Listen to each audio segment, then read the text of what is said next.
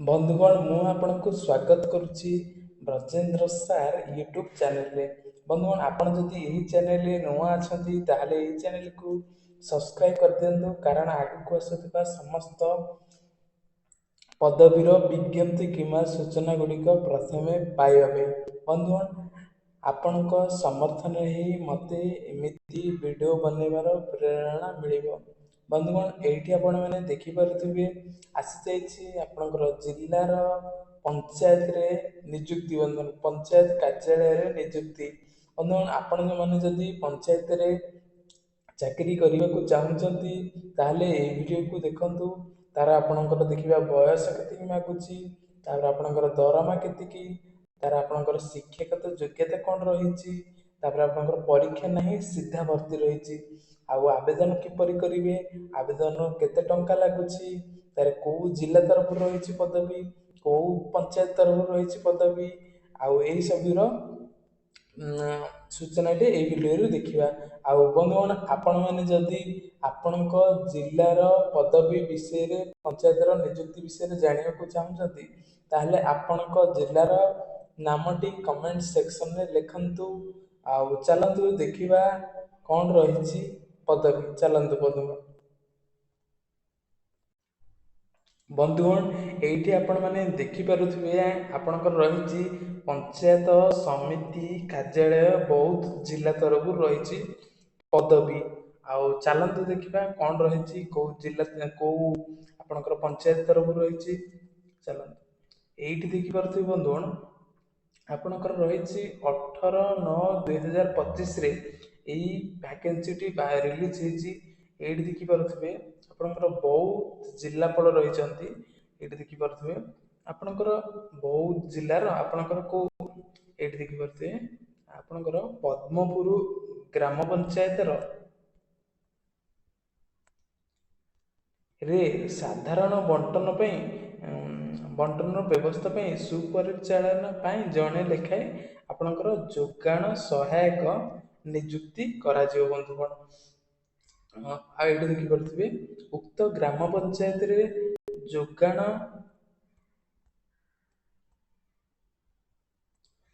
जोगाण आपणकर रहिला सहायक जोगाण सहायक साधारण बंटन प्रक्रिया रे आपणकर रहिछि निमंते पंचायत निर्वाही अधिकारी अधीन रे कार्य करिवे। तेणु उक्त पदवी इच्छुक प्रार्थी माने एठी आवेदन करि परिबे। दरखास्त फॉर्म रे आवेदन करि परिबे। एठी देखि पारुथिबे आवेदन रो योग्यता आपणकर रहिछि प्रार्थी उक्त ग्राम पंचायत रो स्थायी बासिंदा होइथिबे, प्रार्थी अति कम रे मैट्रिक पास करथिबे, प्रार्थीଙ୍କର बयस 1/9/2025 सुधा 21 वर्ष हो जाइथिबार अछि। आउ 35 वर्षରୁ ଅଧିକା न कम होइथिबार अछि। 35 वर्षରୁ ଅଧିକା ହେଇଥିଲେ आवेदन करि परिबे नहीं, 21 वर्षରୁ कम थिले आवेदन करि परिबे नहीं। एठी देखि पारुथिबे चयन पद्धति आपणकर रहिछि चयन पद्धति आपणकर आवेदनकारी को मैट्रिक +2 मैट्रिक आबरले आपणकर +3 रे हासिल करथिबा नंबर रो यथाक्रमे करा जिवो। एठी देखि पारुथिबे 30 शतकड़ा 30 शतकड़ा 40 शतकड़ा हार को नै 3 जण विशिष्ट आपणकर अग्राधिक क्रम तालिका प्रस्तुत करा जिवो। जिलापालक अनुमति के प्रार्थी को नियुक्ति करा जिवो। एठी देखि पारुथिबे आपनको पारिश्रमिक दरमा आपनको मिलिबो आपनको 8000 टंका दरमा मिलिबो। आ निज ग्राम पंचायत रे चाकरी करिया को पाइबे। आउ कोन कोन सब आपनकर डॉक्यूमेंट दरकार एठी देखि पारुथिबे आपण माने प्रार्थी आवेदन आवश्यक प्रमाण पत्र आपनकर मैट्रिक +3 आपनकर रहला +2 रो मार्कशीट आ सर्टिफिकेट रो जेरॉक्स कॉपी ताहले आपनकर तापर आपनकर गोटे रहला जो आपनकर रेसिडेंस सर्टिफिकेट तापर आपनकर स्थायी बासिंदा पत्र एठी देखि पारुथिबे आपनकर 2 गोटी पासपोर्ट पत्र दरकार हबो। ताहले देखि पारुथिबे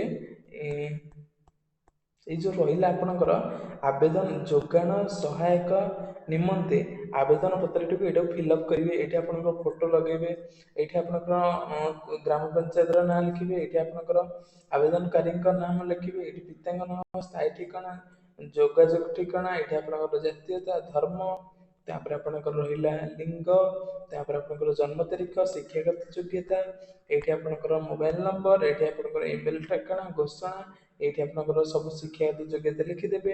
ତାର ଆପଣଙ୍କର ଏଇଠି ସ୍ଥାନ ଲେଖିବେ, ତାରିଖ ଲେଖିବେ, ତାର ଆପଣଙ୍କର ଗୋଟେ ଦସ୍ତଖତ କରିବେ ଏଇ ଫର୍ମ, ଆଉ ଆପଣଙ୍କର ସବୁ ସାର୍ଟିଫିକେଟର ଜେରକ୍ସ କପି, ତା ସହିତ ଏଇଠି ଫଟୋ ଦୁଇଟି, ଏଇଠି ଗୋଟେ ଲଗେଇବା, ଗୋଟେ ଏନଭେଲପରେ ଆପଣ ରଖିକି ଏଇଠି ଦେଖିପାରୁଥିବେ ଆବେଦନ କିପରି କରିବେ।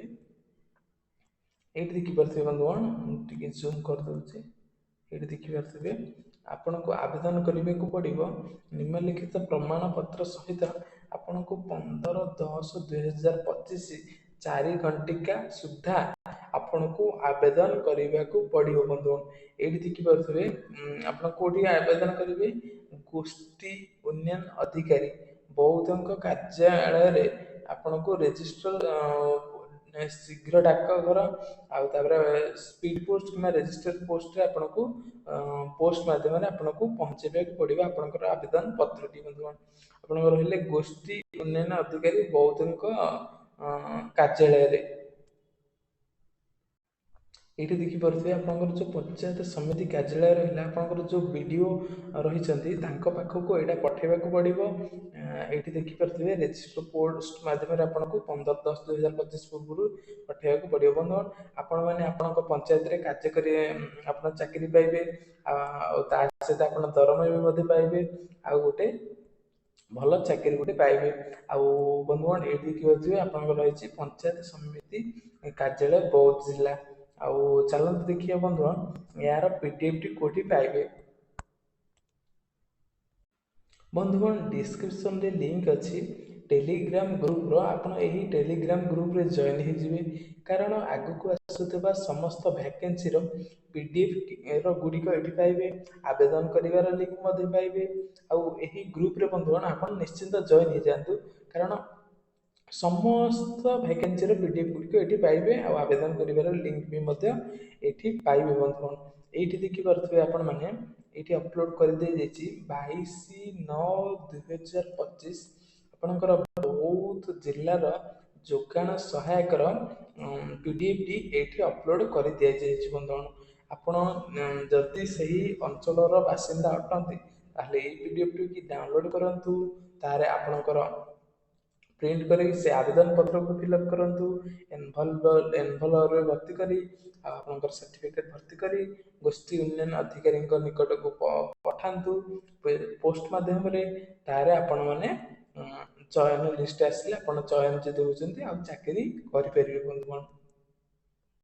ବନ୍ଧୁଗଣ ଯଦି ଆପଣଙ୍କୁ ଏହି ଭିଡ଼ିଓଟି ଭଲ ଲାଗିଥିବ ତାହେଲେ ଲାଇକ୍ କରନ୍ତୁ ଏବଂ ଆପଣଙ୍କ ସାଙ୍ଗମାନଙ୍କ ସହିତ ସେୟାର କରନ୍ତୁ, ଆଉ ଆପଣଙ୍କ ମତାମତ କମେଣ୍ଟ ସେକ୍ସନରେ ଦିଅନ୍ତୁ।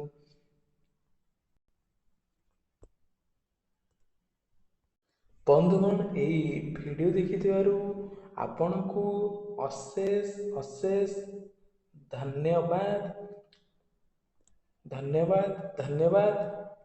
ଜୟ ହିନ୍ଦ, ଜୟ ଓଡ଼ିଶା, ଜୟ ଜଗନ୍ନାଥ।